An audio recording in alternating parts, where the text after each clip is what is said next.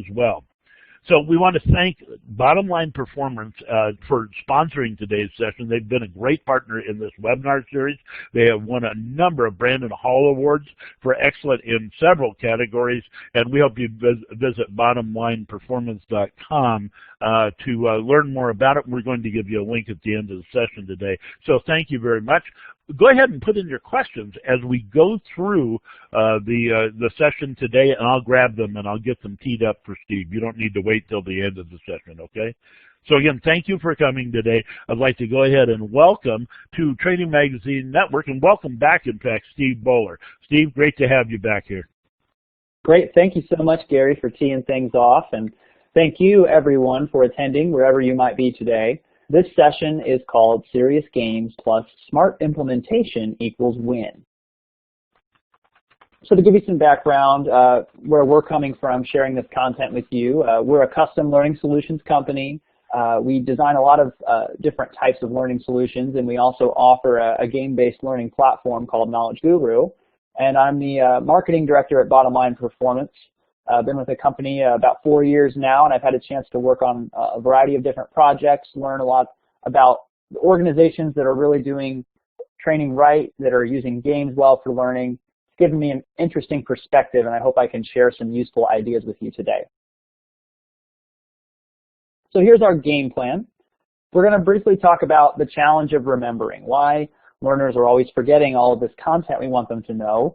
And then we're going to move from there into 4 game-based learning case studies. These are actual implementation stories from organizations that we've worked with. And we'll look at the commonalities from those case studies and distill those down into 7 implementation tips that I think you'll be able to put to pretty quick use in your organization if you're looking to launch a serious game.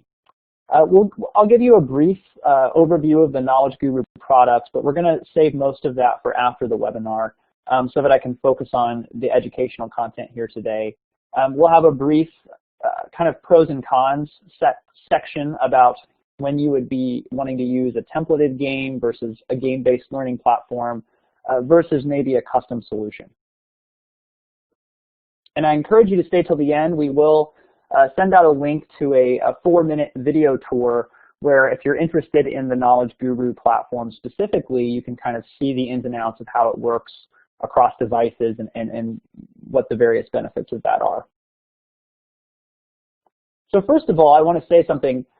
This is a Provocative Ideas webinar series, so I'm going to start off with my provocative idea here that games are great. They're a wonderful tool that you might consider, but they're not always the right choice, and it really all comes down to remembering. And your employees are every year, you know, the amount of information that they need to know to do their jobs well seems to increase. And I listed off some of the common areas there on the slide. And I have a question for you there in the chat. If you would type your answer for me, what knowledge do your employees need to remember in order to be successful in their jobs?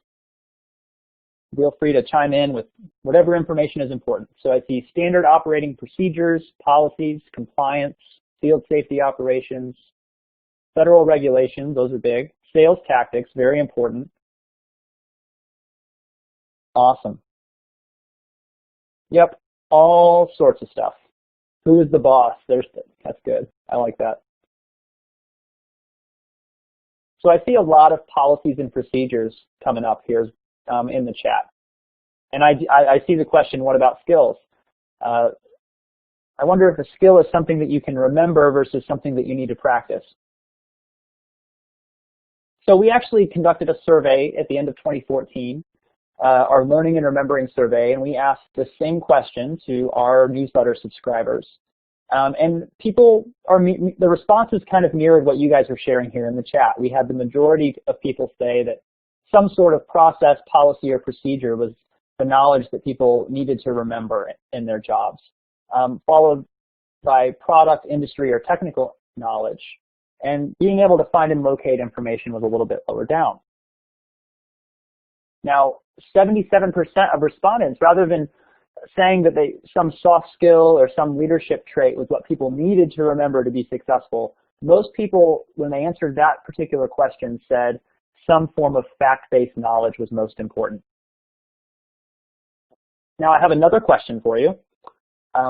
Think about the knowledge that you just shared with me. What challenges do you face when you're delivering the training that is supposed to help employees remember that knowledge? What makes it hard for you to help them remember? Training knowledge overload, time and engagement, interactivity, boring training, too much. I really feel like that in my own life. Too much information all the time. Retention, thank you. I'll come back to that answer in a little bit. So you guys know what your problems are, and you know why it's hard to get people to learn this knowledge. That's great.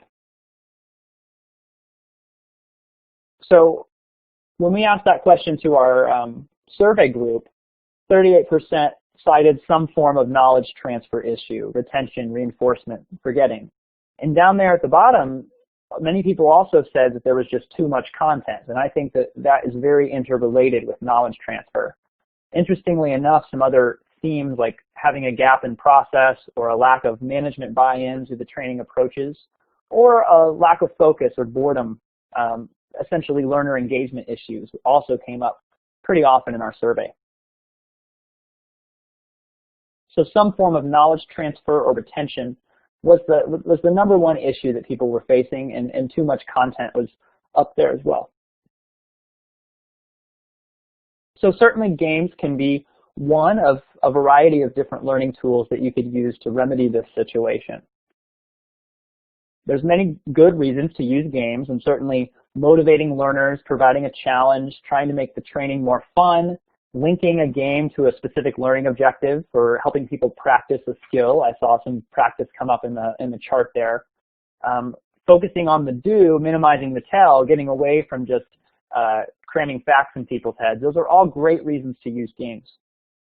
Now, ATD published a research report, gosh, it might even be 2 years ago now, but I still think it's pretty relevant. It was called Playing to Win, Gamification in Serious Games and Organizational Learning. And the number one reason that people cited in that research was engagement. They were looking to engage their learners. But the number two reason was retention. They wanted to use games in a way to help people retain what they were learning. So now I have another question for you. Why do you use, or if you aren't using them yet, why do you want to use games for learning at your organization? What are you hoping to get out of it? Engagement and retention, I see someone say. Make training fun. Engagement. Make learning fun. Lots of engagement. But also a good amount of retention there. I see make it stick. I see retention. Modernize learning. Yes, that is the big, that's the big topic of the day, it seems like. Motivation, bite-sized learning. Living our company values. That's a very interesting response, Scott. Cool. So I'm going to talk to you a little bit about the retention side of things. We design games for a lot of different reasons, but specifically when people are using our Knowledge Guru platform, usually their goal, or one of their main goals, is retention. And there's a couple of strategies that even if your game is supposed to be engaging or fun, if you incorporate these strategies into the game, you're also going to get some retention benefits. So one of those strategies is spaced repetition. You can accomplish spaced repetition both through micro-spacings, where in a single gameplay session, the content is spaced out even just a few minutes apart, but you're repeating those key concepts. You can also get that through macro spacing, and that's going to be a little bit more ideal, where days are going to pass between your exposures to the content. It reminds us, it cues our brain to continuously engage, to recover those tracks that we'd already been on, and to make the learning deeper and deeper each time that we are exposed to it. Feedback loops are embedded in almost every game that we play.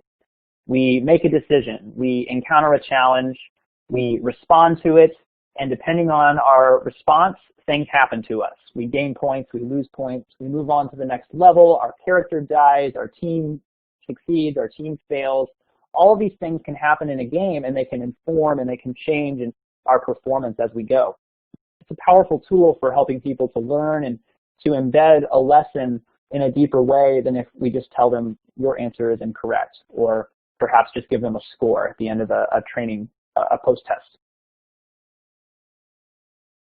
So we've gathered a lot of different research on these various learning strategies, how they can be used in games. And I have the links here. It'll be in your handout. And we'll also send you a white paper where we explore them in a little bit greater detail. It's called When Remembering Really Matters by our president, Sharon Bowler. And I'll make sure that we send that out to everybody after the webinar so you have a chance to explore them in a little bit greater detail. But the biggest thing that we found when we've been implementing games is that the gameplay has to link to learning science. And if you don't like that term, learning science, think it's a little bit too dramatic, that's okay, because the statement still rings true if we say that the gameplay has to link to sound instructional design. Now the question is, what does success look like? Because most of us here, if you're here today, you've probably already heard research or buzz or a combination of the two about using games for learning, and you're probably already kind of convinced that it's a good way to train people, at least on some subject matter areas. So the question becomes, how do you implement games? How do you make them successful? What does it take to really get a measurable business outcome from using a game versus other types of training? So we found that it really comes down to smart implementation. So I have 4 case studies for you from the technology, life science, and finance spaces. All of these particular case studies used our Knowledge Guru platform to implement and launch their game. 3 of those case studies won industry awards for the work that was done, which is very reaffirming as far as the approach that was taken. And what I want you to do as I go through these is I want you to look for the commonalities between each case study. See if you can spot some trends before I get to the implementation tips. So our first case study here is from Salesforce Marketing Cloud, which used to be a standalone company called EXACTTARGET. Actually, when they implemented this game, it was shortly before they became a part of Salesforce. They were still just EXACTTARGET. They're a technology company that provides marketing software to businesses. And they were rolling out a new mobile marketing product that used text messaging. It was very different from the rest of their business units, the rest of their product lines that were primarily based on email marketing. And they needed to get 2,000 plus employees, resellers, and partners up to speed on all this product knowledge so that they could sell and support that product effectively. So talk about having a lot of content, a lot of stuff that people need to know. EXACTTARGET, they have many different product launches throughout a year, many different releases. The cycle is fast, and it's easy to burn people out with training fatigue in that type of environment. So they were looking for something different, and they were looking for a way to help people really retain this information. So they needed to teach product knowledge for an important launch. They wanted to increase sales, and they wanted to decrease the support calls that they were getting on that product. They wanted to make it stand out to to all of the people being trained as opposed to the other products that they've been exposed to. And they wanted to build a sense of camaraderie and get some engagement. So for their approach, they used their Knowledge Guru game as a reinforcement to the training program. They required the game in some functional units, but it was often optional for people to play. But they used a multi-part marketing and communications campaign to consistently get the word out, remind people that the game was available, and incentivize play. They offered prizes to the top players. They integrated it into their intranet environment where the rest of the training was located, so it was a seamless experience. And they outsourced the content development. So we at Bottom Line Performance actually wrote the game content that we put in the platform for them. So a few pieces of this. So they were using just one of our Knowledge Guru themes. This particular theme is the fantasy theme. So the story is the first thing that players see when they would log into the game, where the guru is challenging them to get to the top of the mountain, to deliver their 3 scrolls, to become knowledge gurus themselves. Now the repetition is built into all of these Knowledge Guru games. In this particular game, the 3 scrolls up to the top, for every topic they have a mountain with those 3 paths up to the top. And on each path, they're going to run into questions that are similar to the questions on the other paths. Those questions are grouped in sets of 3 to reinforce and increased retention over the learning objectives that we loaded into the game. Now, like I said, they integrated the game into their LMS environment. So this is very important anytime you're launching an experience, at least linking to it from the source where the rest of the training is housed. That doesn't mean that everything has to be put in a SCORM wrapper per se, but at least making it available to people so that they don't have to go hunt for the link to it is very crucial to success. And they promoted the game really well. They sent a series of emails. They let people know about the prizes. They had advertisements displayed in their offices for the employees that were there, just encouraging them, making this a big deal. And they got some great results from this approach. There's a case study, actually, if you Google it, you'll find the Learning Solutions magazine article where Scott Thomas talks about the results that they got from this. They were able to build the fastest pipeline for this new product than any of the products in the previous 2 years. They were able to increase the first call support resolution that they were getting. The amount of times that they were able to resolve a customer issue on the first call went up quite dramatically. And they were able to increase the average contract value of new business sold just through increasing people's product knowledge with this game.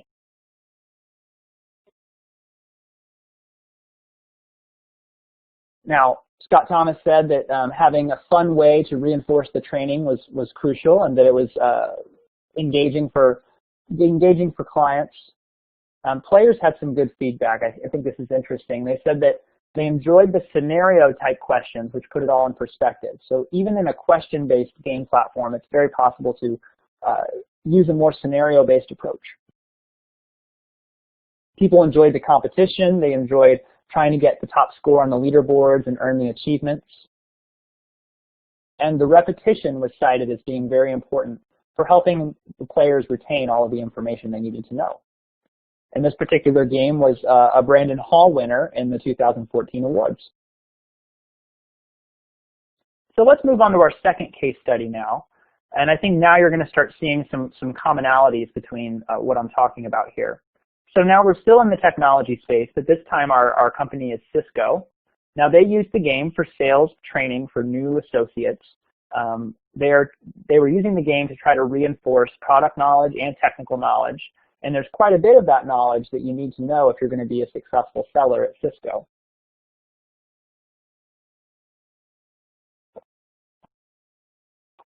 So in this case, we have a lot of complex product and technical knowledge that people need to know.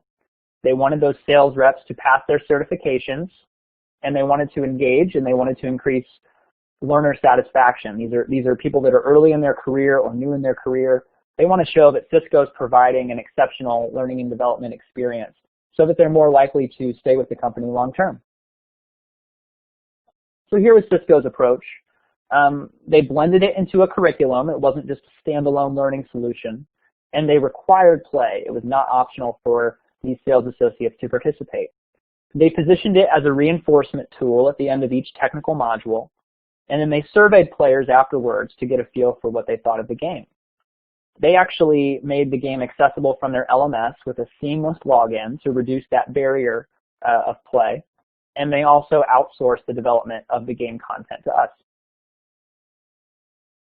So here's Cisco's results. They ended up expanding the game into most of the modules in the curriculum. Learners were averaging 3.5 hours of play per game. So in this case, we have highly motivated sellers who want to learn all of this product and technical knowledge. They want to pass those certifications, and they really use this game as a way to learn that.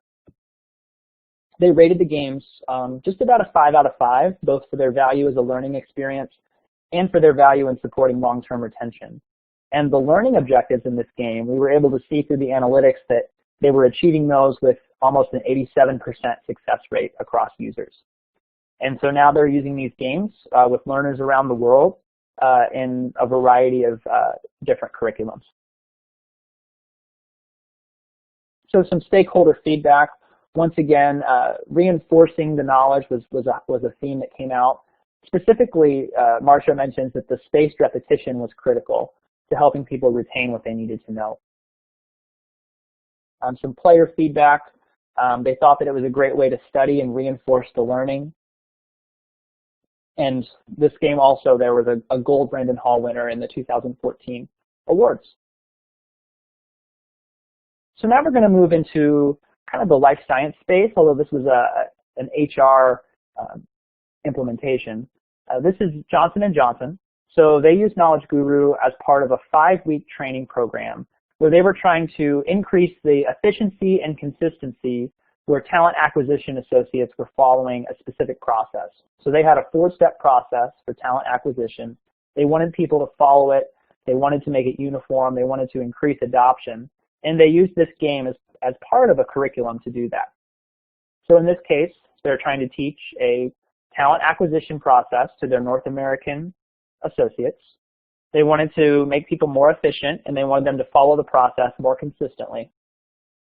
They wanted to increase the adoption of the process throughout this group, and they wanted to build a sense of camaraderie.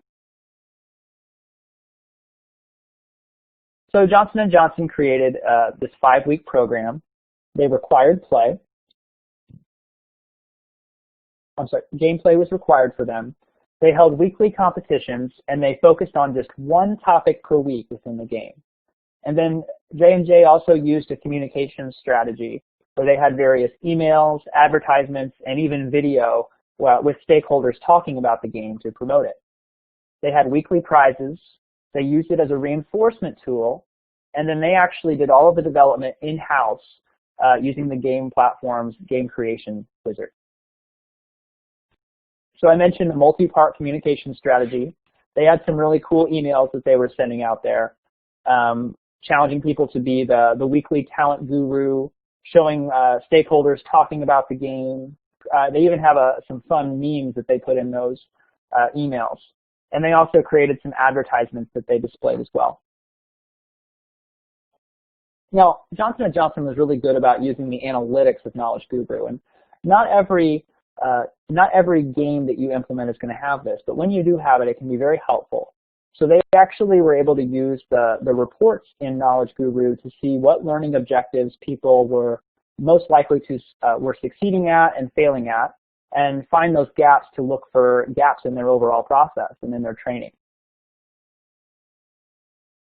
So their results, they had an 84% success rate for their learning objectives, but they were able to find one particular objective that was an outlier that only had a 72% success rate, and then they reinforced that process step with further training. So the analytics of the game helped them find this gap that they might not have found otherwise. Survey respondents were very positive about the game, and they now use Knowledge Guru to train most of the critical processes throughout the global talent acquisition group. Kristen notes here that managers observed significant improvements in their team's performance through implementing the game. And participants had some similar feedback to some of the other implementations I shared. It helps them know the process and steps well, and the reinforcement was critical.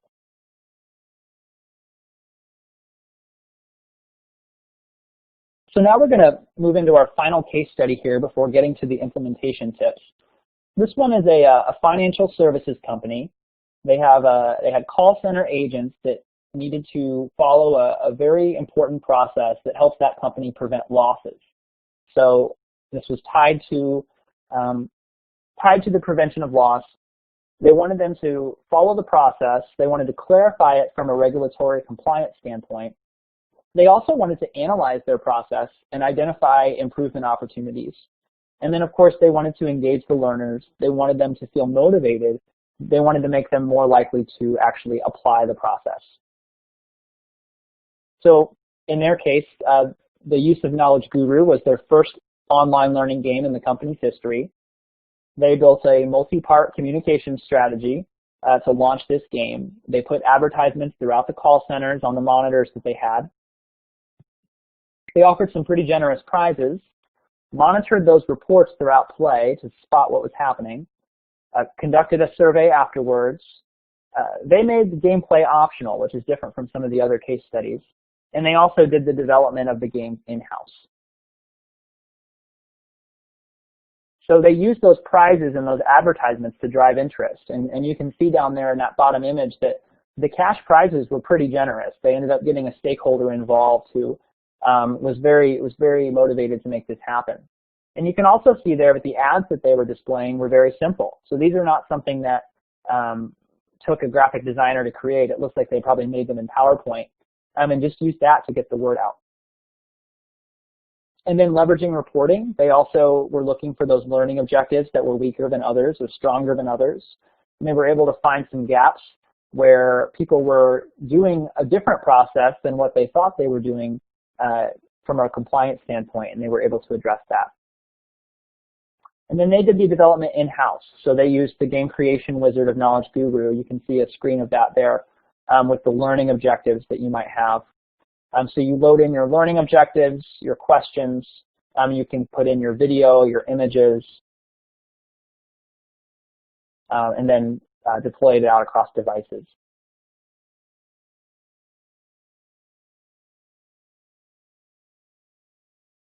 And then another nice thing about the game creation wizard is the tracking dashboard, where you can just see at a glance how the game is going before you drill down to look at the reports or build a custom report. So the results here, we had an 82% success rate for their learning objectives. They were able to use those reports to find the areas where there was just some clarity missing on their process and then adjust from there. They had very strong ratings from their survey respondents who said the game would be valuable to them on the job. And there was actually one specific process step that they actually identified that was very highly effective at preventing losses, but they found that only certain groups were using it. It wasn't being used company-wide. So once they spotted that through use of the game, they were able to adjust and start using that process throughout the organization. And so now they're using that new hire training for all their agents. And this particular case study also was the winner of a recent industry award. So some testimonials here. Players, and this is a call center environment, so it was important that people could play in short time periods. The game made it very easy for them to do this training and do the testing in an effective way. At least this operating manager here thinks so. People commented, the grand prize winner, who was probably just very excited that she had won $500, as I would be too. However, she had some very nice things to say. She said that the animations were fun, the game was fiercely competitive, which she liked, but she said she retained a lot of what she learned, and that being recognized by upper management and getting to know people on a more intimate level through playing the game was very valuable to her. So I've shared these 4 case studies, and I'm about to get to the fun stuff and give you my 7 implementation tips. But before I do, I want to see what you saw, what trends you guys noticed. So I'm asking, what made these companies' use of the game successful? What do you guys think was important?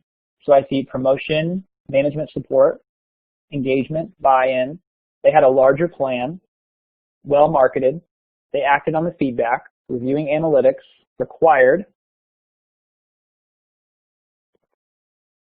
I see access in all caps, thank you. Really good answers. I don't think you guys are going to be surprised by too many of the implementation tips that I share here. So the biggest thing that we found, whether people are using our Knowledge Guru platform themselves or we're designing custom games or custom learning solutions for them, is that smart implementation is what really leads to success. Yes, you have to design the game well, or yes, you have to use a product that's designed well, but you still have to know what you're doing when you're rolling this out to learners.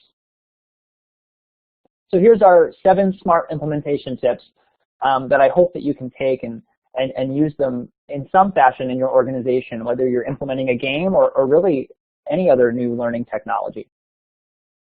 So based off what we've seen, required really works best. Now, this is especially true if you're rolling out a new learning technology like a game. People haven't played it before. It might not be in their regular workflow.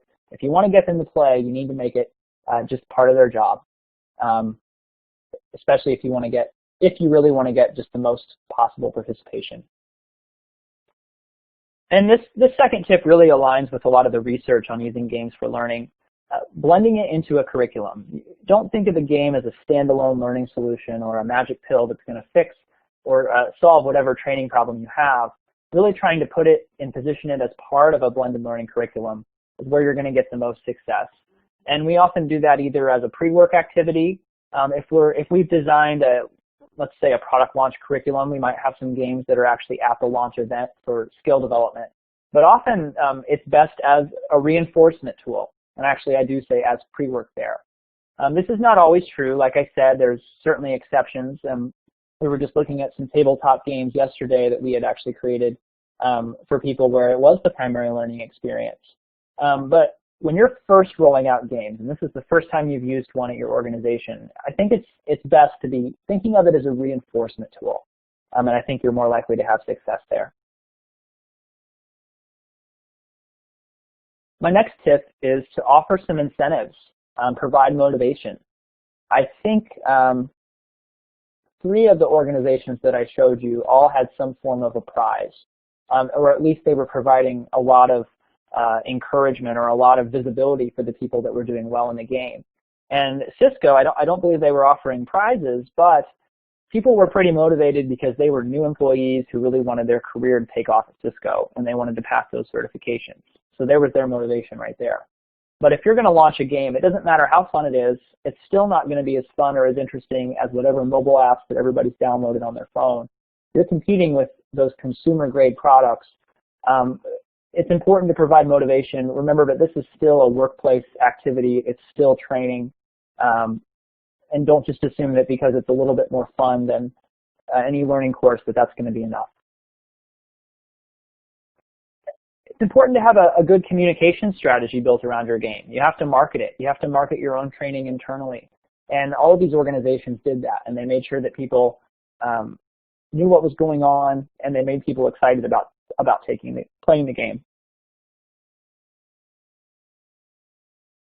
Now, all these organizations use their reporting to adapt the training. So they would look at those analytics in Knowledge Guru and see, which learning objectives people were doing well with, what people were struggling with, and then they adjusted as they went to respond to that. And that's really when you see the most success from games. Kind of goes back to not just thinking about games as just a tool for engaging people, but really looking at it as a way to reinforce, to measure, to analyze. You can really think a lot bigger with it. And then my last tip here is just to gather insights via surveys. This is something that you could do after any type of training event that's important or that you've been testing. But when you do those survey results and you can compare the analytics of the game with the qualitative data that you gather and the feedback that people give, you can find some insights that might surprise you. So with that financial services case study, it was the survey results that were probably the most important for them, where somebody shared, hey, this game talked about this search technique that I use or this technique that I employ that's really effective for me. And they found that other people were getting that question wrong, and that was how they discovered that this was something they could provide more training on. So now you have to plan for success, and this kind of goes in addition to all of those implementation tips.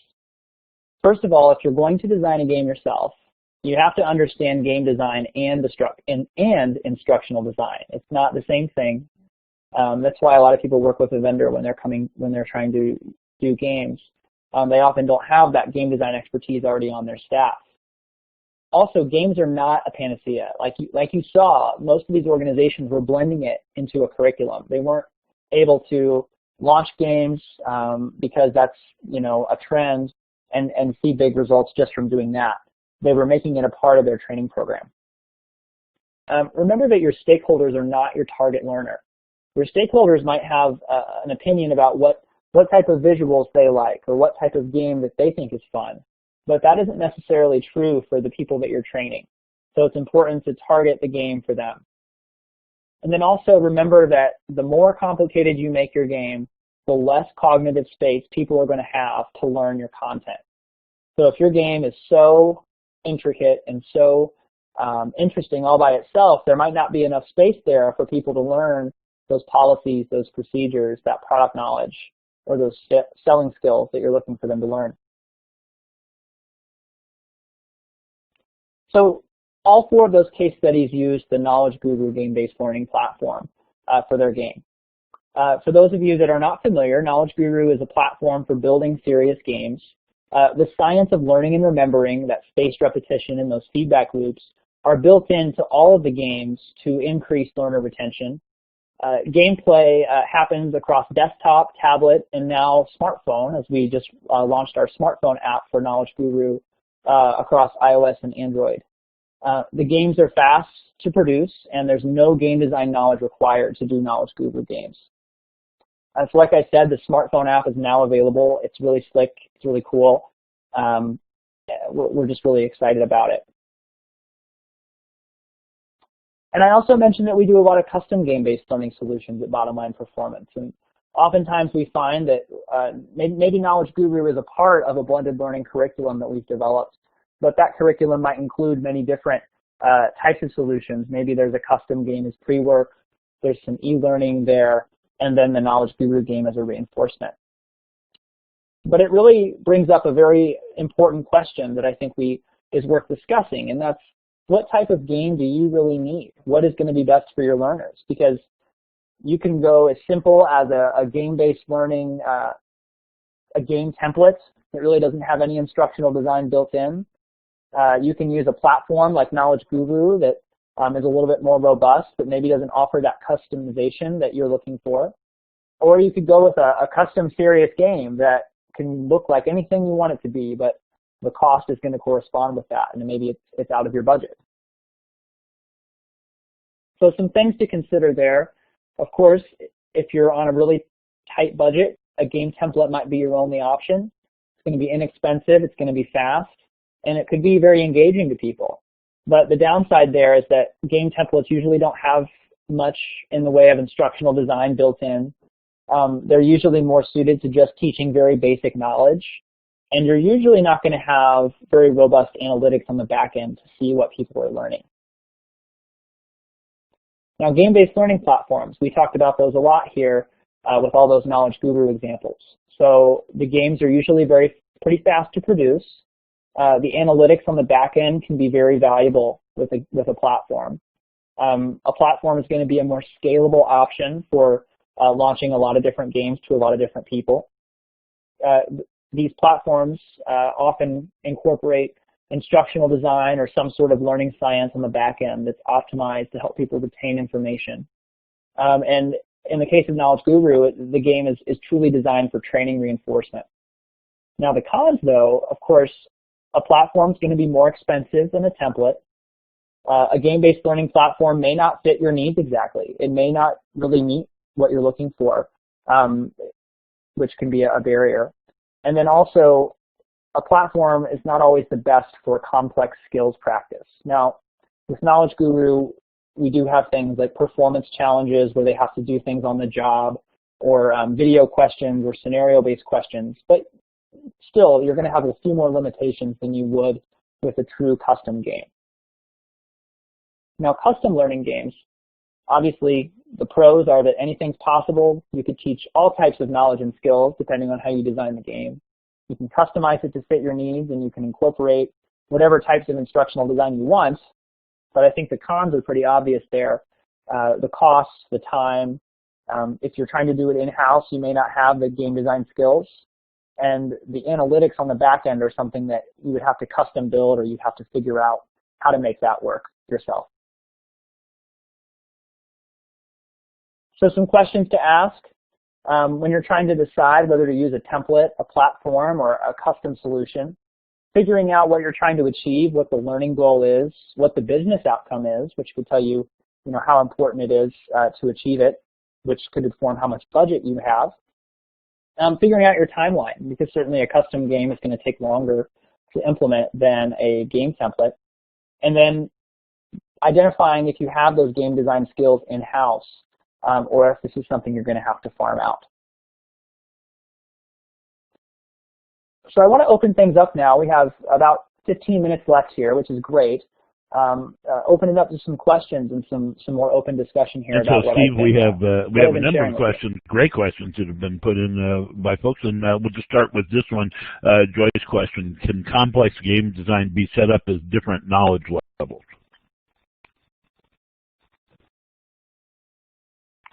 So Joy, I'm guessing you were asking that, and I'm not sure what you were referring to. Were you asking in terms of with Knowledge Guru or just with a custom game? And I think she is based on when she asked the question. So let's just take it that she's asking Knowledge Guru about Knowledge Guru. Can complex game design be set up as different knowledge levels? Boy, I'd have to get more information from what you're asking to answer that question. I'm not quite sure what you're referring to there. I'm sorry.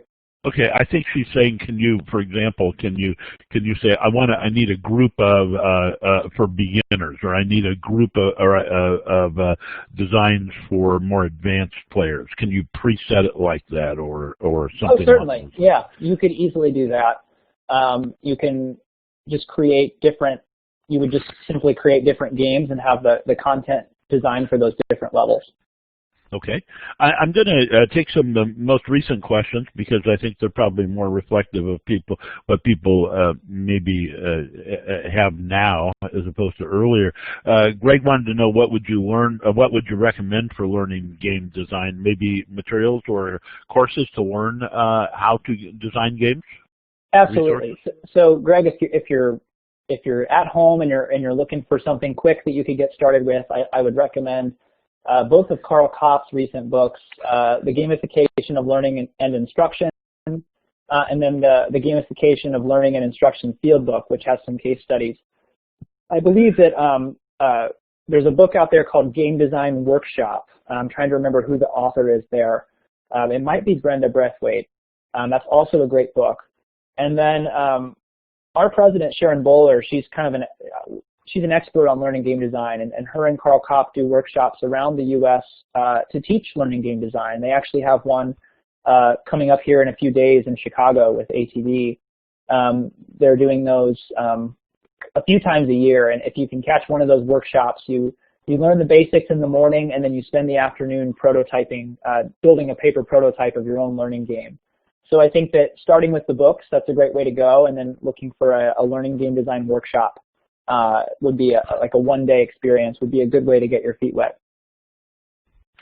And Steve, I put in a link to Tracy Fullerton's Game Design Workshop, book edition 3. There are several other books by her as well. And Great. A couple of people pointing out that Jesse Schell is good. Carl Kopp, of course. Do you have anything? Did you want to say anything about Carl? Just that I mentioned his books there. As those are the first two books I mentioned. He's the first person that comes to mind for me. I've gotten to attend him and Sharon's workshop a number of times, and he has his blog, Cop Notes, is also a great resource. Okay. Okay, and we have Carl do webinars with us occasionally, so if you want to learn more from Carl, check out the library along with the previous webinars by Steve and Sharon Bowler from those are also in the archive. Tim Prentice asked, can simply awarding prizes for quick access to learning be considered gamifying? I think you could certainly consider it gamifying. I think that the question of whether or not it would be effective for you would depend on what your goals are, who your learners are, whether or not you were following those implementation tips that I shared. But certainly you could consider that gamifying. I mean, philosophically, you could say that giving people money for things that they do is kind of gamified. So, I mean, gamification as a concept exists at all levels of our society. But I think that you could certainly call that gamification, but it depends. I don't know how well that would succeed depending on your learners. Okay, let's move to Anastasia says, is Knowledge Guru coming out with any kind of template-based system that can be purchased for enterprise solutions and in-house developers so we can manipulate or customize? Yeah, so Knowledge Guru is already available to be purchased for enterprise solutions, and when you get that, you can access all the templates that we have, and we're also able to create custom templates or custom character packs for those customers. It's not really designed to be like an eLearning Brothers type of solution where you just have the source material and you can manipulate the code. It's really designed for implementations where people are looking to not do that sort of thing and they just want to launch the games and have the analytics. Okay. Whenever we talk about games, we always talk about selling skills. It requires so much practice and role play and so forth. Oh, yeah. Yeah. What do you have to say about that? That's a great, I love this question here. I think that, in fact, we have a new Knowledge Guru game called Sales Guru that we're working on right now that's going to be added to the platform for next year. Oftentimes when we're creating custom serious games, we're creating games that are designed for selling skills. We have a game called Formulation Type Matters that we built for a client that is really, really cool and incorporates a lot of different game elements and game mechanics. And it's one of the best ways to really do that practice, do that role play, whether you're doing it through an online learning environment or you're doing it face-to-face. Okay, good. And face-to-face, of course, there are a lot of great games that you can play in a classroom, but they wouldn't involve an online solution. Yeah. Back when, we're going to rewind a little bit, Steve, and go back to your first case study, so if you can kind of think about that. Heather was asking, how do you overcome the hurdle of some learners not taking the game seriously? And I think that probably applies to everything. How do you overcome the hurdle? Well, I think that starting with solid research and starting with case studies like the one I shared, if you have stakeholders, it depends on if it's your stakeholders that are maybe not taking the games seriously. I think coming to the table with the research, the case studies, with a plan for implementing it that seems feasible, walking people through those steps. Some people need all of that information and all of that data in front of them to make a decision. So I think that just having as much of that as possible ready to go is really important. Okay, and so, hi, Nancy Brewer, welcome back. Nancy wants to know how do the number of licenses work. They'll have about 50 people each year using their game. Can you enroll and then unenroll, and so you stay within the licensing requirements? Nancy, I would say the best way to look at, if you have a specific use case like that you want to explore, I would encourage you to talk to our sales team to make sure that they're giving you accurate information for your specific instance. I would say if you're thinking like staying under a player cap, yes, you can delete and then you can add players back in.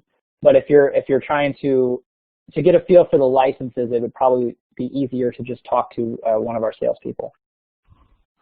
Okay, and what about other languages like Spanish? Yes, we actually just added a big language pack here a few months ago with 6 different languages in it. I don't remember them all off the top of my head, but Spanish is one of them. So very excited about that. And you said it was a big language pack, so I see Karen's question there. Are the games? Yeah, multiple languages are in there. Right, I'll have to check and see exactly which ones there are. I see Karen's question, are the games accessible, ADA compliant? No, they are not. Okay. And so we have several questions here. These all came during your second case study. Joy wanted to know if Cisco offered incentives for the players. Oh, that's a really good question. So I don't think that they were kind of an outlier there, Joy. They did not have like a cash prize or anything like that. Like I said, these were new sales associates that are starting their career at Cisco, and they just made it a required part of the program. So 2 of the organizations that offered incentives, they made the game optional. So they needed those prizes to motivate play. And then J&J and Cisco made the game required. I think Johnson & Johnson still had some sort of small prizes. Yeah, they did have prizes, but Cisco did not. But they just made the game such a part of the curriculum that it wasn't necessary for them. How long did it take your team to develop these games? If you mean to develop the game platform, we've been developing the game platform over the last couple of years. As far as each individual game, you can develop a Knowledge Guru game in a couple of hours if it's very simple. If you have a complex team or a complex content and you're using it for the first time, you might spend closer to a few weeks spread out over that time working on implementing your game and creating it. And we offer varying levels of support to people to make that happen. AJ's question there, were the 3.5 hours all at once or spread over time? That's a really good question. I'm actually not sure of the answer to that. I would tell you that generally people are playing the game in short bursts. Almost all the other case studies I know for a fact that they were playing it in just a few minutes at a time. I would guess that that's over the course of over time. And then what is the cost to develop the game? Again, that is such a customized answer depending on your situation and how many players you have, how many users you have, whether you want a custom game or a game-based learning platform. It would be easier to talk to somebody on our sales team who can give you more specific information based on your situation. Okay. Hey, Steve, we're coming up on the top of the hour, and I don't mind going over, but before we continue, I just wanted to give people an opportunity to go ahead and go into your Insights widget and record your insights from this. I put the link in the chat. You can always open it now and do it a little bit later on. But do, if you want to get credit for this, or just simply record your what you've learned and share it with others, including your manager or whomever. Use the link that I put in the chat there. And of course, we had the follow-up question to the ABA compliance, Steve. I let it go by, but I think it was Anastasia that asked this about compliance. You said no, they are not ADA compliant. And then the follow-up was, can you make them, or can users make them ADA compliant with some modifications? That would be a conversation. It would be easier to have offline. I'd have to talk to you a little bit more about what you're thinking about. I can't answer that right now. I'm sorry. Okay. And I think you're going to be showing your contact information in a few minutes, right? Yes. Okay, good. So somebody asked if they can try the Knowledge Guru platform. Is there a way to do that? Claudio, of course. Absolutely, yeah. There's a Get in Touch button there on our Knowledge Guru website. I would just provide some information there, and that'll get you in touch with our team to first learn a little bit more about what you're looking to do and making sure that we get the platform set up for what you need, and then a trial is certainly possible from that point. And I put the link to knowledgeguru.com. It's theknowledgeguru.com in the chat to make it easy. Also, I'll unravel something. I was answering a question. Somebody asked me how I put the questions on the screen. I said I'm using Snagit, which I am, but Snagit is not in any way part of any of the conversation that Steve is having with you. So I could just be people. I want Snagit Guru. Let's see, another couple of questions here. We have time. Nancy wanted to know, is there a maximum number of objectives or topics that Knowledge Guru is able to accommodate? Yeah, so first of all, you can have multiple Knowledge Guru games. So theoretically, there is no maximum depending on how many games you have. Within a single game, for our Quest game type, which is our most common type now, you can have up to 7 topics in that. I don't know of any maximum for learning objectives. I think that it can go up as high as you want. There's certainly realistic limits for how many would you want to put in there. But the biggest thing is that within a single game, you could have up to 7 topics, and you can create many different games if you want to encompass whatever different topics and content that you have. Okay, another question from Megan. Is there any information supporting game-based learning over traditional courses that users just observe or watch? I'd like to implement game-based learning at work, but need to support my argument. Absolutely, Megan. One of my favorite resources for that research-based side is, once again, Carl Kopp's book, The Gamification of Learning and Instruction. There's a chapter in that book where he does a meta-analysis of a lot of different research studies and shows that the efficacy of games in a variety of situations is more valuable, or is better than traditional instruction. We also have a variety of resources that we'll send a PDF of out after the webinar that can support that a little bit more. But absolutely, I would just Google game-based learning research, and you'll probably find a treasure trove of stuff out there that could help you craft your argument. You know, another good resource, Steve, is especially because bottom line performance has contributed to it, as has Carol Kopp, as have many others. The white paper archive at Training Magazine Network has a number of white papers about gamification and the benefits of it and some documentation. So if you want to copy the link, you can do this using Control-C. I just put in the chat. That'll take you to the white paper archive, and then you can use the search to look for gamification or COP or bottom line performance too, right, Steve? Absolutely. Yeah, we have a couple white papers up there. Good. And for those who don't know, we had a handout, a white paper, and then information about the free pass to the training conference there. I'll put the links to those in the chat as well if you missed the handout. I noticed Antoine, or Anthony, I missed it here somewhere, but he was saying you only quoted one case study. Anthony, you must have missed it.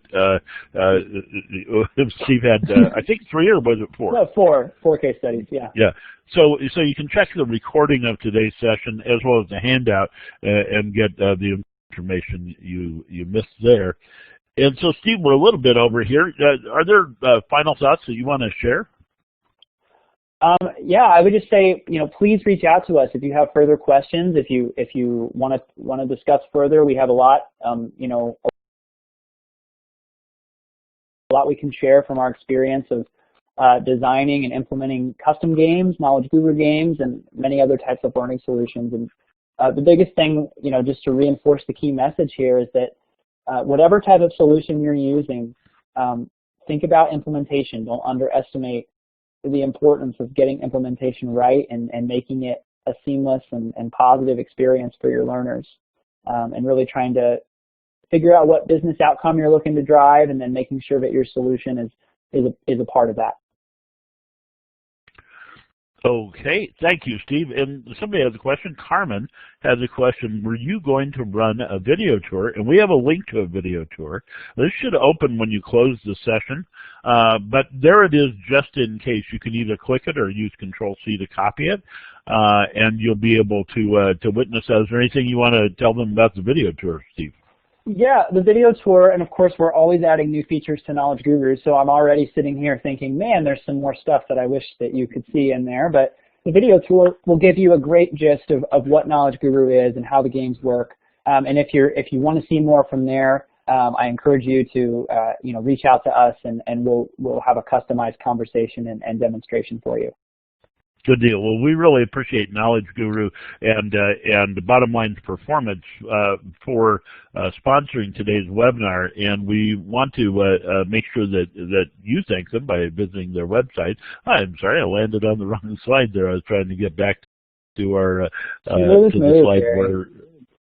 Here it's going to be right there.